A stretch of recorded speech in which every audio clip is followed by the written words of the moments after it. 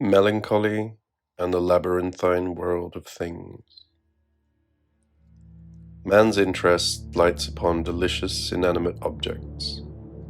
His passion has something of the nature of love. Edmond de Goncourt. 1. It is said that the child lives in a fantasy world made up of images which animate a happy or a disquieting landscape surrounding him. In actuality, he lives in a world of things. A forest of objects encircles him. Residues invisible to our gaze unveil unknown and secret ties as they turn to him their familiar gaze. The child recalls these in his collections: rocks, butterflies, shavings, leaves, slivers, bits of glass, slips of paper, shells. All acquire in his pockets, drawers, or secret corners a new, different, and unknown order in which even the smallest of items is rescued from disappearance or inessentiality. The uselessness of this order renders it invisible to the adult. But as the fairy tale reveals, Hans can find his way in the woods by following the trail of pebbles which he has accumulated in his pockets and which his stepmother has not seen. Hans manages to prolong his life by offering a chicken bone to the witch's touch. Blind and incapable of believing that chicken bones serve a purpose, she takes the bone for a child's finger. If we look at this order, when visible, with the eyes of abstract reason, it appears disquieting, demonic, and monstrous. It appeared this way to Descartes when he spoke of the corporality of the child's sensations and knowledge from which reason ought to detach itself in order to be reason. Childhood, says Descartes, is linked to the body, which moves blindly, twisting one way and another.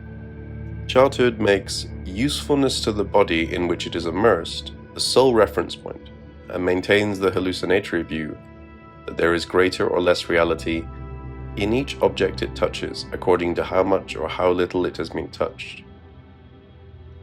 The ferocity of Descartes' attack might be incomprehensible were it not viewed within the context of the breakdown of classic epistemological givens in an epoch marked by the scientific revolution and by the Baroque, by oscillations, uncertainties, and a sharp consciousness of the impermanence of things.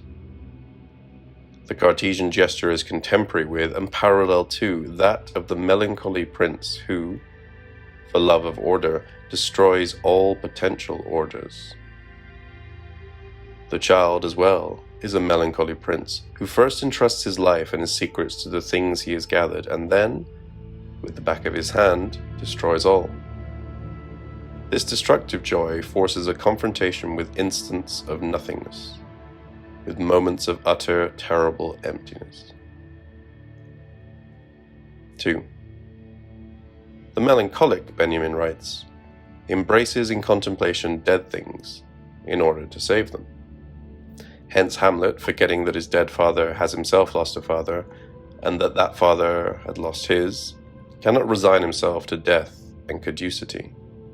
For this reason he commits a sin of omission against the heavens, against the departed, against nature, one of the most absurd sins against reason, which has as a common theme a father's death. In fact, reason develops through a reflection on grief, transforming it into a new and positive rapport with the world. Indeed, as Shakespeare wrote in The Tempest, "Of his bones are coral made, those are pearls that were his eyes. Nothing of him that doth fade, but doth suffer a sea change into something rich and strange." But the melancholic cannot bear the continuous oscillation of things between being and nothingness, which leaves its dizzying rhythm imprinted upon the world and reality, somewhere on the border between appearance and the inapparent. He prefers instead to freeze things in a state which, as Musil says, in painting is called stillben, or in other languages, a still life. This demonic gesture arrests things and objects on the colored shore of life, the eye filled by immensity and the tongue stilled. Petrified angels in a cold marble delirium, mute ecstasies, dead beauties, surpassed truths in ruins, and dusty monsters rigidified in improbable poses. populate the prince's churches, cemeteries, and his chamber of marvels. Bouquets of shining greens and glassy dead animals leaking drops of blood, which will never fall to the ground, are figured in the paintings hung in his rooms and halls. He is broken with his forefathers' reasoning and with their orderly succession of dead men. Rather than accept the order of impermanence, he immobilizes all things in a dead landscape, in which they may be embraced in a single gaze, containing a love which crosses the borders of necrophilia. Within the symbol, Benjamin writes, the forefathers' reasoning carried out the transfiguration of caducity, thereby revealing nature's transfigured countenance in the light of redemption. This symbol now no longer exists. Great events have destroyed it, and either the many abstract symbols of science, or indeed the melancholic, slow, obscure, nearly inaudible brooding, speak in its stead. Science projects itself avidly upon the world, promising certainties, clarities, and an unprecedented possession. The melancholic's brooding always tells the same tale. The story, writes Benjamin, of a primordial, petrified landscape. The melancholic moves in this stony desert as he would in a labyrinth. The labyrinth is his fatherland, because it is a place without exits, or, better yet, a place with thousands of exits, none of which lead outside. Piranesi, at the threshold of a new age, traced the map of this labyrinth of ruins, in which titans, giants, ghosts, and monsters, as though on stage, demonstrate an alacrity which actually masks hesitation and impotence. 3. The early romantic fondness for the fragment engenders a different outlook on ruins. Winckelmann and Goethe were able to discern in them traces of beauty which could be newly proposed as an ideal and a project. They believed they could hear the voices of vanished people, traces of the great Greek fables, the signs of a gigantic Gothic aspiration toward the absolute. At the very least, they would find, like Flaubert, nature's victory over artifice. I adore the vegetation which bursts forth from ruins, that invasion by nature which immediately assails human creations when a hand is no longer there to defend them. The romantic journey is first of all a journey beyond the tomb, through the ruins of Italy or the Middle East, through those places which manifest a fullness of sense which the present needs. And the demise of romanticism dates from the moment of perception of that journey's uselessness, when indeed the cities themselves, the 19th century metropolises, become the place of ruins. Flaubert discovered during his journey east that human stupidity, which is everywhere obvious, always this old, changeless, and uncontrollable rabble. Therefore, continues Flaubert, contrary to the grand thoughts one ought to have before ruins, I think of nothing. Yet what grand thoughts can be engendered by the curious symbolism of great obelisks encapsulated in vulture droppings, petrified by the sun, or before Pompey's column, upon which a certain Thompson or Sutherland has eternalized his stupidity by inscribing his name in letters 6 feet high? And what can be said of the cities of returns and of the world which they represent? Their world, which may be the world of the future, is ugly, enormous, and inhuman. The streets with the ever-changing things which crowd them are like a landscape of ruins, one of Piranesi's labyrinths. The subject of this new reality, the metropolitan subject, is himself a necropolis, and his ideas are like tombs through which he wanders. Flaubert writes, "We are like disturbed fossils which subsist in the new world, and the ruins which the romantics sought in the South and the Orient have become a constant in the historical and social landscape within which we move, a tableau that offers no exit, no possible alternative." 4. The journey through the city, across the forest of things which it exhibits, becomes the terrible moment when one perceives that the objects are symbols of nothingness, that their being is indifferent and simply exists as mute presence without meaning. Like merchandise, they come alive only when exchanged, and they are revived by money's alchemical strength, by the general equivalent, by that which renders all things almost a form, and cancels their every quality. At best, quality becomes the degraded luxury items. Mountains of things accumulate nearby and around us. Each love and each attempted salvation sink in a sea of objectivity. Even time and history cannot stand up to this metamorphosis.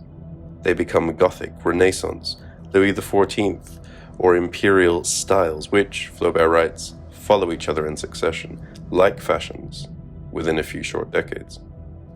Hence the very attempt to save a fragment of the past from obscurity is transformed into its opposite.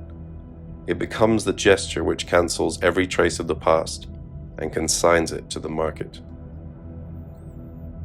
5. The child collects his stamps and discovers new worlds in them, the echo of distant battles, of victories and defeats. In his collection, he reorders the small, lacy squares into a geography and a politics of the universe. But at a certain point, when the stamps have been enclosed in their envelopes and albums, the world which had opened up through these images becomes small and grey once again. The image does not open up into a world, rather the world contracts into the small image. The images through which the child loved the world become themselves things, the lone objects of a love which shrivels morbidly to conform adequately to the thing's measure.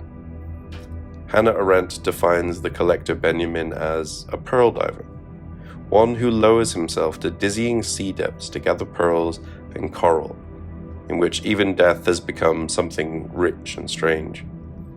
His courage does not limit itself to facing the sea depths, and to an enigmatic smile in which death and beauty mingle.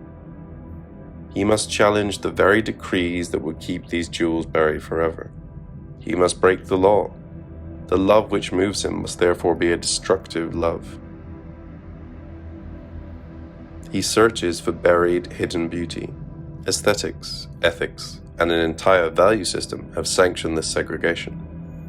He branches into the forbidden territories of Oriental and erotic art, the primitive, the strange and deformed. He salvages objects of unspeakable and disquieting beauty and objects of extraordinary and repelling ugliness, which he transforms with a touch into a fragment of new truth and beauty, which, though still unfamiliar, begins to whisper their obscure message. The collection and collation of other forms and values with the forms and values of our historical context, and hence a mixture, has generated some of the most decisive moments of modern thought and art.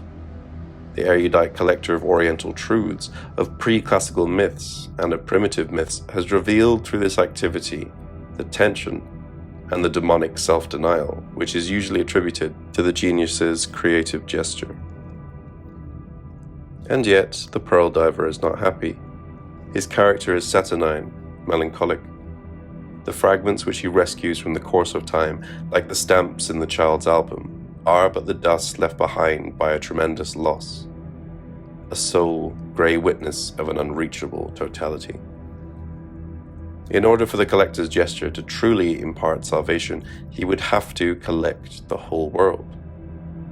This is his secret dream, and this is the desperate aspiration of the race which accumulates things, objects, images, ideas, deliriums, and monsters. One might assert, as Pomian has, that every natural object and every artifact appears somewhere in a museum or a private collection.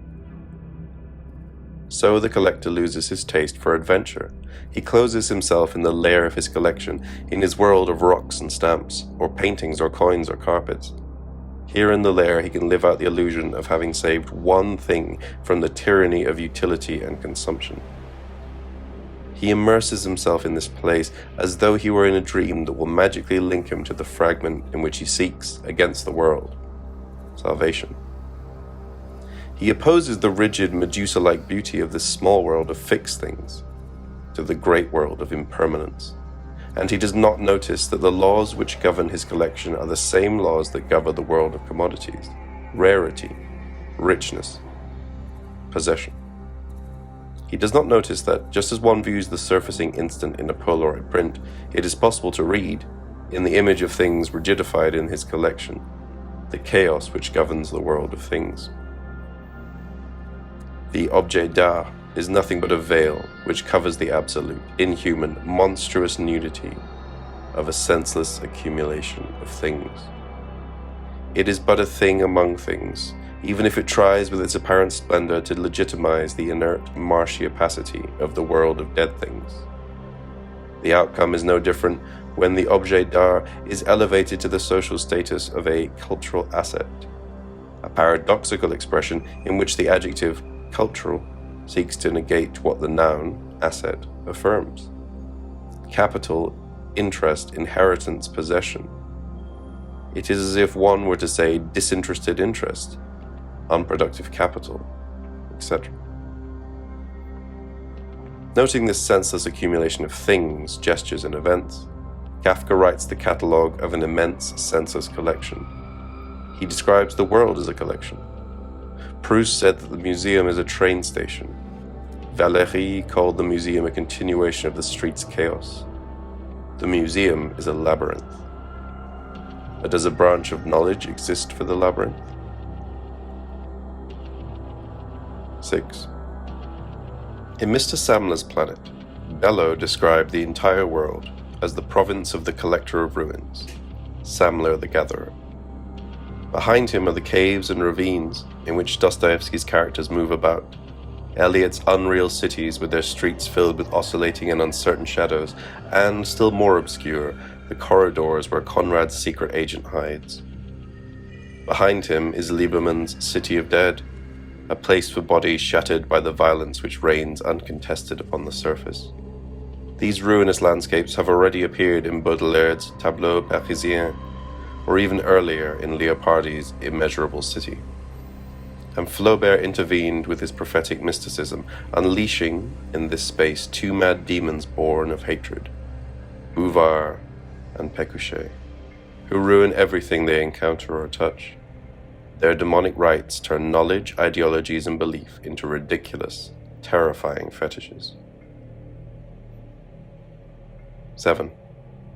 Like the earlier Romantics, the Surrealists try to save the ruins by discovering them an unrelinquishable sense and meaning. For this reason, they themselves create and produce ruins by their destructive contemplation. But they too are unable to escape the destiny which seems to countersign our rapport with the world of things and fragments. In fact, as Adorno says in Aesthetic Theory, the Surrealists, by decomposing that which ages, create nature morte, fetishes. The cult of the inanimate object, of the exquisite cadaver, of the thing as surrogate bearer of a perverse love for what has disappeared and is present only nostalgically, as in Breton's Nadia, confirms the implicit limitation in surrealist theory and practice. Only Aragon was able to surpass this limitation by creating, with ruins as his departure point, a bona fide mythology of the modern. The Parisian Passage, arcades, are places where many modern myths lurk, but they reveal themselves only with the Pict's advance. Before they are transformed into boulevards, drives, and streets, they disclose their nature as sanctuaries of the ephemeral. The main factors in tomorrow's mysteries are born from today's ruins. The city's neighborhoods, precisely insofar as they undergo this ruinous process of metamorphosis, become the perfumed altars of momentary and ephemeral modern deities. The new mythology which narrates its cosmogony and its acts is similar to an enormous flywheel, which no hand governs. The ephemeral, the sailor's sensation upon viewing a castle in ruins, is the truth of the modern. The subject, like a collector, gathers refuse and sets it as though it were precious stone. As Hannah Arendt says, history itself, that is, the rupture of tradition, which was completed at the turn of the century, has exonerated him precisely from this work of destruction, and at the same time he needs only to kneel to gather the precious fragments from the past's heap of ruins. Yet these remain inert, dead. Before betraying the peasant, Paysan, with his adherence to dialectical materialism by way of surrealism, Aragon understood that the jewelers work with discarded refuse.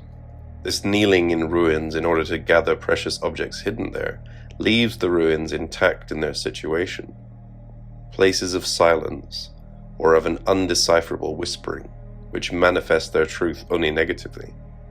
Their muteness speaks of a world rendered mute by overwhelming forces that have made everything alike, razing all to the ground.